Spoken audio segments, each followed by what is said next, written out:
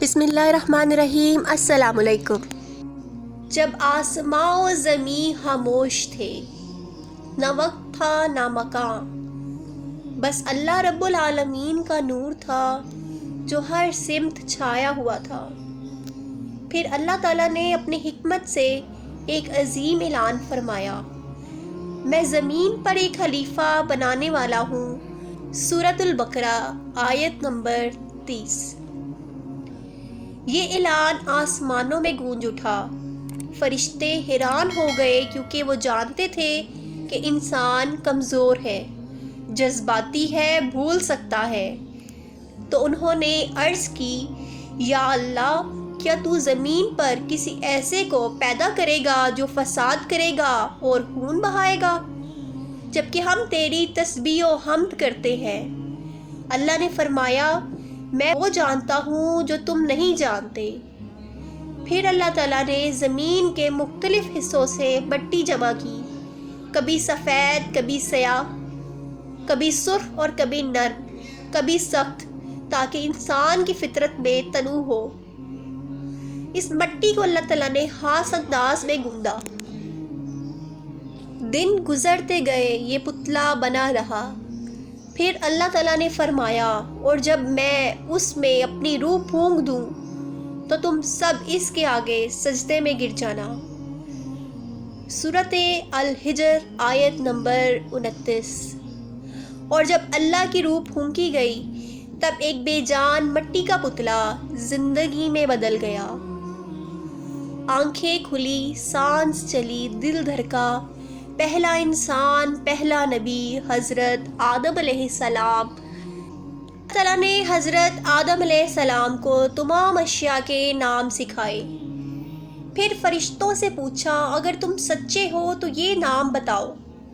فرشتے خاموش ہو گئے۔ انہوں نے کہا، ہم وہی جانتے ہیں جو تو نے ہمیں سکھایا ہے۔ اللہ تعالیٰ نے فرمایا، اے آدم، تم بتاؤ۔ حضرت آدم علیہ السلام نے سب اشیاء کے نام بتائے۔ یہ تھا انسان کا سب سے پہلا کمال، علم۔ اللہ تعالیٰ نے حکم دیا، فرشتوں، آدم کو سجدہ کرو۔ تمام فرشتے سجدے میں گر گئے، لیکن ایک مخلوق کھڑا رہا جس کا نام ابلیس تھا۔ اس نے غرور سے کہا، میں اس سے بہتر ہوں۔ تو نے مجھے آگ سے پیدا کیا اور اسے مٹی سے۔ اللہ نے فرمایا، نکل جا یہاں سے، تو مردود ہے اور تجھ پر قیامت تک لعنت ہے۔ لیکن ابلیس باز نہ آیا۔ وہ بولا، مجھے مہلت دے، میں آدم کی اولاد کو گمراہ کروں گا سوائے تیرے خالص بندوں کے۔ اللہ نے فرمایا، تجھے مہلت ہے، لیکن میرے بندوں پر تیرا زور نہیں چلے گا۔ پھر اللہ تعالیٰ نے حضرت آدم علیہ السلام کے لیے ان کی زوجہ پیدا فرمائی، جو حضرت حوا علیہ السلام تھی۔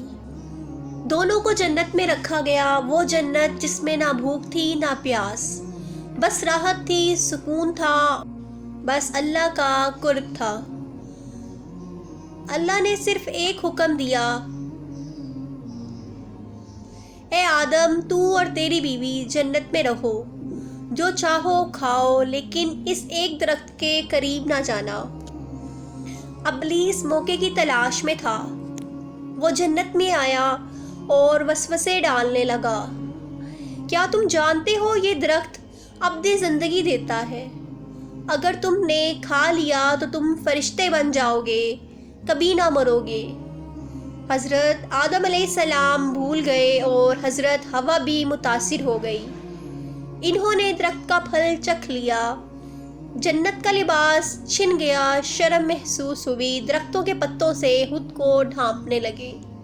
اللہ نے پکارا، کیا میں نے تمہیں اس درخت سے منع نہیں کیا تھا؟ اب تم سب زمین پر جاؤ، ایک دوسرے کے دشمن بن کر رہو گے، لیکن ایک وقت آئے گا جب تمہیں میری طرف واپس لوٹنا ہوگا۔ یوں حضرت آدم علیہ السلام، حضرت حوا علیہ السلام زمین پر اترے اور انسانیت کی ابتدا ہوئی۔ حضرت آدم علیہ السلام نے 300 سال تک رو رو کر دعائیں کی، اے ہمارے رب، ہم نے اپنی جانوں پر ظلم کیا، اگر تو ہمیں معاف نہ کرے اور رحم نہ کرے تو ہم خسارے میں رہیں گے۔ اللہ نے حضرت آدم علیہ السلام کی توبہ قبول فرمائی اور انہیں پہلا نبی مقرر فرمایا۔ انسان کی سب سے بڑی فضیلت علم ہے، شکل یا نسبت نہیں۔ غرور نے شیطان کو مردود کر دیا، عاجزی کامیابی کا راستہ ہے۔ شیطان وسوسے ڈالتا ہے، انسان کو ہوشیار رہنا چاہیے۔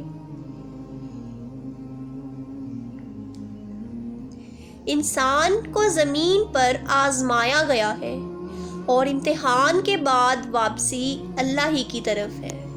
اگر آپ کو یہ واقعہ پسند آیا ہو تو براہ کرم ہمارے چینل کو سبسکرائب کریں تاکہ ایسی ہی ایمان افروز ویڈیوز آپ تک پہنچتی رہیں۔ جزاک اللہ۔